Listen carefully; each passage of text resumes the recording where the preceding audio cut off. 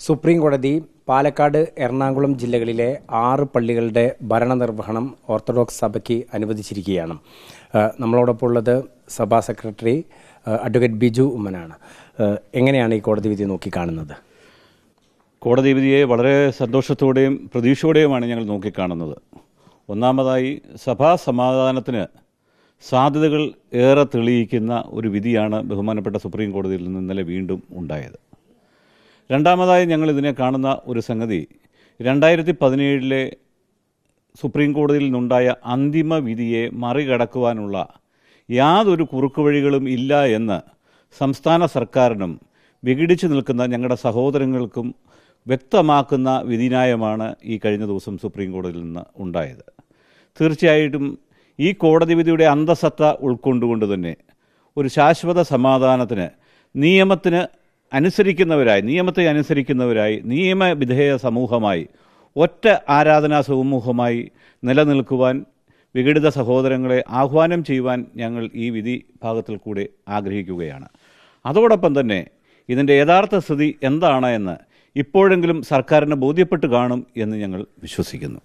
സെമിത്തേരി, ഒപ്പം തന്നെ സ്കൂൾ, ഒപ്പം തന്നെ ഇതുമായി ബന്ധപ്പെട്ടിട്ടുള്ള മറ്റ് ആരാധനാ കാര്യങ്ങളിലൊക്കെ പുലർത്തേണ്ടുന്ന കാര്യങ്ങളും പറഞ്ഞിട്ടുണ്ട്. എങ്ങനെയാണ് അതിനെയൊക്കെ നോക്കിക്കാണുന്നത്? തീർച്ചയായും 2017 തുടർന്ന് 19 ഒക്കെ ആവർത്തിച്ചുണ്ടായ വിധിഭാഗങ്ങളിൽ എങ്ങനെയായിരിക്കണം ഇതിൻ്റെ അഡ്മിനിസ്ട്രേഷൻ എന്നുള്ളതിനെപ്പറ്റി വളരെ വ്യക്തമായി തന്നെ പറയപ്പെടുന്നുണ്ട്. ആ രാജ്യത്തിൻ്റെ നിയമങ്ങൾക്ക് വിധേയപ്പെട്ട് ജീവിക്കുവാൻ എല്ലാ സഹോദരങ്ങളും ഒരുമിച്ച് നിൽക്കണമെന്നാണ് വീണ്ടും വീണ്ടും ആവർത്തിച്ച് സുപ്രീം കോടതി ഓർപ്പിക്കുന്നത്. അതുകൊണ്ട് തന്നെ അതിൻ്റെ അന്തസത്ത ഉൾക്കൊള്ളണം. അതിനകത്തൊന്ന് രാഷ്ട്രീയ ലാഭത്തിന് വേണ്ടിയല്ല, മറിച്ച് സമൂഹത്തിൽ സമാധാനം ഉണ്ടാക്കുവാൻ തക്കവണ്ണമുള്ള പ്രോത്സാഹനമാണ് ഭരണാധികാരികളുടെ ഭാഗത്തു നിന്ന് ഉണ്ടാവേണ്ടത്. എന്താണ് ഞാൻ തുറന്നു ചോദിക്കുന്നത് ഇതാണ്, ഈ സെമിത്തേരി ഉൾപ്പെടെയുള്ള വിഷയങ്ങൾ അത്തരം സഭ അനുകൂലമായിട്ടുള്ള കോടതി വിധി അനുസരിച്ച് തന്നെയായിരിക്കും. ബഹുമാനപ്പെട്ട സുപ്രീം കോടതി ഇത് സംബന്ധിച്ച് എന്ത് മാർഗനിർദ്ദേശം? സുപ്രീം കോടതി വിധി രാജ്യത്തിൻ്റെ നിയമമാണ്. അതനുസരിക്കാൻ ഇന്ത്യയിലെ എല്ലാ പൗരന്മാർക്കും കടപ്പാടുണ്ട്, ചുമതലയുണ്ട്. അത് തീർച്ചയായിട്ടും അവൻ്റെ കടമയാണ്. അതുകൊണ്ട് തന്നെ സുപ്രീം കോടതി വിധിക്കനുസരിതമായി, അതായത് ലോ ഓഫ് ദ ലാൻഡ് അനുസരിച്ച് ജീവിക്കുവാൻ നമ്മളെല്ലാവരും ബാധ്യസ്ഥരാണ്. അങ്ങനെ അനുസരിക്കുന്നവർക്ക് മാത്രമല്ല നിയമനിർമ്മാണം കൊണ്ട് പ്രയോജനമുള്ളൂ. നിയമത്തെ അനുസരിക്കാത്തവർക്ക് നിയമനിർമ്മാണം കൊണ്ട് കാര്യമില്ലല്ലോ. അപ്പം നിയമത്തിന് വിധേയപ്പെട്ടൊരു സമൂഹമായി ജീവിക്കുവാൻ എല്ലാ സഹോദരങ്ങളും ഒറ്റയ്ക്ക് നിൽക്കണമെന്നുള്ളതാണ് ഈ വിധിയുടെ ഏറ്റവും നല്ല സംഗ്രഹം. ഈ എന്തെങ്കിലും നീതിനിഷേധം സർക്കാരിൻ്റെ ഭാഗത്തു നിന്നും ബോധപൂർവമായി ഉണ്ട് എന്ന് സഭ കരുതുന്നുണ്ടോ? അങ്ങനെ ഉണ്ടായി എന്ന് സംശയിച്ചാൽ കുറ്റപ്പെടുത്താൻ സാധിക്കുന്നില്ല. സർക്കാരിൻ്റെ ചില നടപടികൾ അത്തരത്തിലായിരുന്നു. എന്നിരുന്നാലും അതൊരു അടഞ്ഞ അധ്യായമാണ്.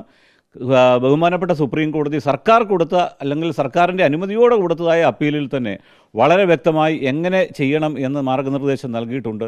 തീർച്ചയായിട്ടും അതിൻ്റെ ട്രൂ സ്പിരിറ്റ്, അതാണ് ഞാൻ പറഞ്ഞ, സർക്കാരിന് ഇപ്പോഴെങ്കിലും അതിൻ്റെ യാഥാർത്ഥ്യം മനസ്സിലായി കാണും എന്ന് മനസ്സിലാക്കുന്നു. ആ സ്പിരിറ്റ് ഉൾക്കൊണ്ടുകൊണ്ട് സഭയിൽ ശാശ്വത സമാധാനം ഉണ്ടാക്കുവാൻ സർക്കാർ തന്നെ മുന്നിട്ട് വരണം എന്നാണ് ഞങ്ങളുടെ ആഗ്രഹം. എന്താണ് ഇനി സർക്കാരിൽ നിന്നും പ്രതീക്ഷിക്കുന്നത്? മറ്റു കാര്യങ്ങളിലേക്ക്, നടപടികളിലേക്ക് പോകുന്ന സമയത്ത് രാജ്യത്തിൻ്റെ നിയമങ്ങൾക്കനുസൃതമായി, ഇന്ത്യ മഹാരാജ്യത്തിൻ്റെ നിയമങ്ങൾക്കനുസൃതമായി, സുപ്രീം കോടതി വിധിക്കനുസൃതമായി കോടതി വ്യക്തമായ മാർഗനിർദ്ദേശം നൽകിയിട്ടുണ്ട്.